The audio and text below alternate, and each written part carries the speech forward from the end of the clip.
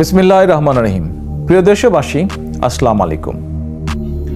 আজ এক কঠিন সন্ধিক্ষণে দাঁড়িয়ে আমাদের প্রিয় মাতৃভূমি বাংলাদেশ একদিকে দুর্নীতিবাজ হাসিনার অবৈধ ক্ষমতার লোভ, অন্যদিকে দেশের 18 কোটি মানুষের স্বার্থ। একদিকে ফ্যাসিস্ট হাসিনা আর তার মাফিয়া চক্র, অপরদিকে গণতান্ত্রিকামী জনগণ। একদিকে ভোট ডাকাত হাসিনা, অপরদিকে লুণ্ঠিত ভোটের অধিকার আদায়ের দাবিতে 12 কোটি ভোটার। অথচ বিনা ভোটে ক্ষমতায় থাকতে নির্বাচনের নামে 7ই জানুয়ারি আবারও প্রতারণার জাল বিছানো হয়েছে দেশের মানুষের সামনে। দুর্নীতিবাজ হাসিনার অবৈধ ক্ষমতা লিপ্সার কারণে বাংলাদেশের সামনে অপেক্ষা করছে ভয়ঙ্কর এক বিপদ। প্রিয় দেশবাসী, মাফিয়া চক্র গত 15 বছরে বিশ্বের বিভিন্ন দেশে নিজেদের জন্য নিরাপদ আবাস গড়ে তুলেছে।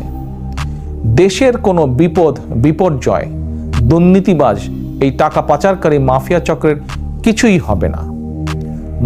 এই মাফিয়া চক্রের কাছে বাংলাদেশ শুধুই একটি লুটপাটের কারখানা। বরং দেশের যে কোনো বিপর্যয় কিংবা দুর্ভিক্ষের প্রথম শিকার হবেন এই দেশের কৃষক, শ্রমিক, স্বল্প আয়ের তথা মেহনতি মানুষ। সুতরাং বাংলাদেশের সামনে আসন্ন যে মহা বিপর্যয়, তা যদি আমরা এড়াতে চাই, আপনার স্বার্থে, আপনার পরিবারের স্বার্থে, দেশের প্রতিটি নাগরিকের স্বার্থে, নির্বাচনের নামে 7ই জানুয়ারির বানর খেলার আসর বর্জন করার কোনোই বিকল্প নেই। বর্তমান পরিস্থিতিতে দেশ এবং জনগণের স্বার্থে ভোট ডাকাত হাসিনার দামি নির্বাচন বর্জন করা আমাদের আইনি এবং নৈতিক দায়িত্ব। প্রিয় দেশবাসী, ভোট আপনার, আমাদের সাংবিধানিক অধিকার। মাফিয়া মুক্ত পরিবেশে নির্বিঘ্নে নিরাপদে যার যার পছন্দের প্রার্থীকে ভোট দেওয়া আমাদের গণতান্ত্রিক অধিকার। কিন্তু ভোট ডাকাত হাসিনা রাষ্ট্র ক্ষমতা দখল করার পর থেকে জনগণ ভোট দেবার সুযোগ পায়নি এবং পাচ্ছে না। ফ্যাসিস্ট হাসিনার আওয়ামী লীগ আর ডামি লীগ দেশের নির্বাচন ব্যবস্থাকে সম্পূর্ণভাবে ধ্বংস করে দিয়েছে। নির্বাচন এলেই এই মাফিয়া চক্র বানরের পিঠাভাগের মতন নিজেদের মধ্যে আসন ভাগাভাগি শুরু করে। তবে জনগণ এবার যার যার সাধ্য সামর্থ্যের সবটুকু দিয়ে নির্বাচনের নামে 57 সেকেন্ডে 43 ভোট স্টাইলের ভোট ডাকাতির উৎসব প্রতিরোধ করবে ইনশাআল্লাহ। প্রিয় দেশবাসী, আপনাদের অনেকেই হয়তো দেখে থাকতে পারেন, বাংলাদেশের ভুয়া নির্বাচন নিয়ে সম্প্রতি বিবিসি একটি রিপোর্ট প্রকাশ করেছে। কক্সবাজার সফরকালে একজন শ্রমিক নূর বাশার বিবিসির সাংবাদিকদের কাছে বলেছিলেন নির্বাচন নিয়ে তার কোনো আগ্রহ নেই, কারণ তার নুন আনতে পান্তা ফুরোয় অবস্থা। নূর বাশার আরও বলেছিলেন মাছ কিনলে তার মশলা কেনার টাকা থাকে না, মশলা কিনলে চাল কেনার টাকা থাকে না। সুতরাং নির্বাচন নয়, নূর বাশারের চিন্তা কিভাবে তিনি ঋণের টাকা ফেরত দিবেন। প্রিয় দেশবাসী, এভাবেই দেশের কোটি কোটি নূর বাশারের একই অর্থনৈতিক পরিস্থিতি। তাহলে গত 15 বছরে আমরা যে উন্নয়নের গল্প শুনলাম, তাহলে কিসের উন্নয়ন হলো? প্রিয় দেশবাসী, কার উন্নয়ন বা কাদের উন্নয়ন হলো? নিশ্চয়ই এই উত্তর আপনাদের কাছে আছে। তারপরেও বলি, নির্বাচন কমিশনে আওয়ামী নেতামন্ত্রীদের জমা দেওয়া হলফনামা দেখলেই বোঝা যায় উন্নয়ন কাদের হয়েছে। আওয়ামী নেতামন্ত্রীদের সম্পদের পরিমাণ শুধু 100-200 নয়, 1000 গুণ বেড়েছে। অস্বাভাবিক হারে যাদের সম্পদ বেড়েছে এমন শীর্ষ 10 জনের একজনের অন্যতম হচ্ছে শীর্ষ দুর্নীতিবাজ শেখ হাসিনা। দেশে সত্যিকার অর্থেই যদি উন্নয়ন হয়, শীর্ষ দুর্নীতিবাজ হাসিনাকে একটি দামি নির্বাচনের জন্য অকারণে রাষ্ট্রের 3000 কোটি টাকা নির্বাচনের নামে লোপাট করতে হতো না। দেশে সত্যিকার অর্থেই উন্নয়ন হলে দেশের কোনো গার্মেন্টস শ্রমিককে বাধ্য হয়ে আর কোনো অসম্মানজনক পেশায় জড়িত হতে হতো না হয়তো। প্রিয়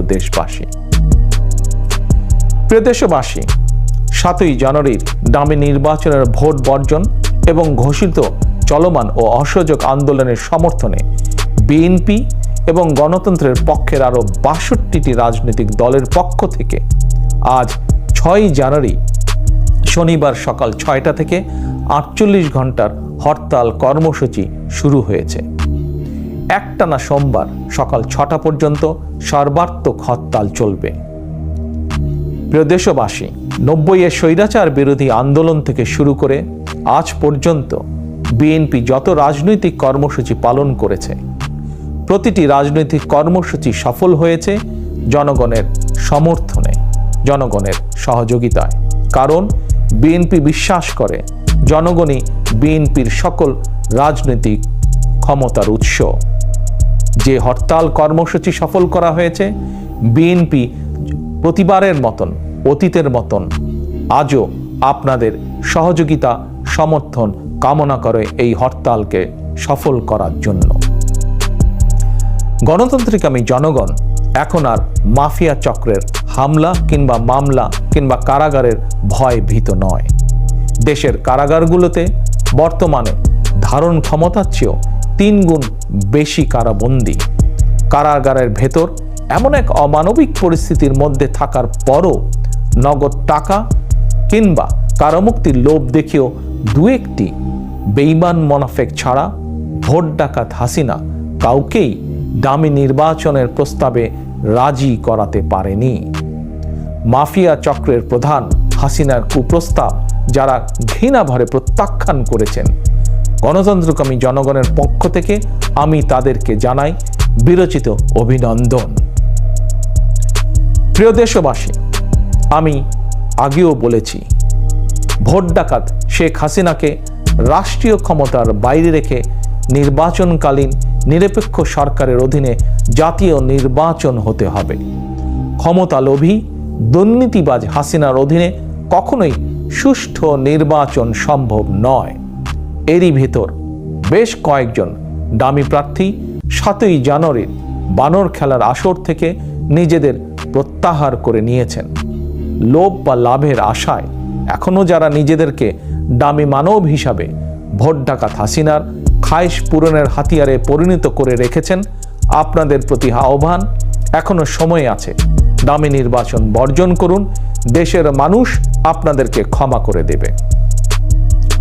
তরুণ প্রজন্মের প্রিয় ভাই ও বোনেরা, দেশে 12 কোটি ভোটারের মধ্যে গত 15 বছরে ভোটের তালিকায় প্রায় 3 কোটি নতুন ভোটার যুক্ত হয়েছে। নতুন ভোটার হলেও এই তরুণ প্রজন্ম ভোট ডাকাত হাসিনার অধীনে অনুষ্ঠিত একটি জাতীয় নির্বাচন বা লোকাল নির্বাচনে ভোট দেবার সুযোগ পায়নি। ফ্যাসিস্ট হাসিনা ক্ষমতায় থাকলে এই তরুণ প্রজন্ম কখনোই নির্ভয় নিরাপদে ভোটের অধিকার প্রয়োগের সুযোগ পাবে না। তরুণ প্রজন্মের প্রিয় ভাই বোনেরা, তোমরা কি ফ্যাসিবাদ মুক্ত একটি গণতান্ত্রিক মানবিক বাংলাদেশ চাও? যদি তাই হয়ে থাকে, তাহলে 7ই জানুয়ারি নির্বাচনের নামে বানর খেলার আসর বর্জন করতে হবে এবং তা করার মাধ্যমে দেশে ফ্যাসিবাদের কবর রচনা করতে হবে। প্রিয় দেশবাসী, আপনাদের কাছে আমার কিছু প্রশ্ন, কিছু জিজ্ঞাসা। আপনারা কি বিডিআর পিলখানার সেনা হত্যাযজ্ঞের প্রকৃত বিচার চান? আপনারা কি আপনাদেরই ভাই বোন স্বজনদের গুম খুন অপহরণের বিচার চান? আপনারা কি শাপলা চত্বরের গণহত্যার বিচার চান? প্রিয় দেশবাসী, প্রিয় সাংবাদিক ভাই বোনেরা, আপনারা কি সাগর রুনি হত্যার মতন আরো বহু সাংবাদিক নির্যাতন হত্যার বিচার চান? আপনারা কি বাংলাদেশ ব্যাংকের ফরেন রিজার্ভ ফান্ডের লোপাট হওয়া টাকা দেশে ফেরত আনতে চান? প্রিয় দেশবাসী, দেশ থেকে কিছু টাকা পাচারকারী 11 লক্ষ কোটি টাকা পাচার করে দিয়েছে। আপনারা কি তাদের বিচার চান এবং আপনাদের কষ্টার্জিত সেই অর্থ দেশে কি ফেরত আনতে চান? প্রিয় দেশবাসী, আপনারা কি আওয়ামী বাজার সিন্ডিকেটদের বিচার চান, যারা প্রতিনিয়ত সমাজের প্রতিটি মানুষকে কষ্ট দিয়ে চলেছে? তাদের কি বিচার আপনারা চান?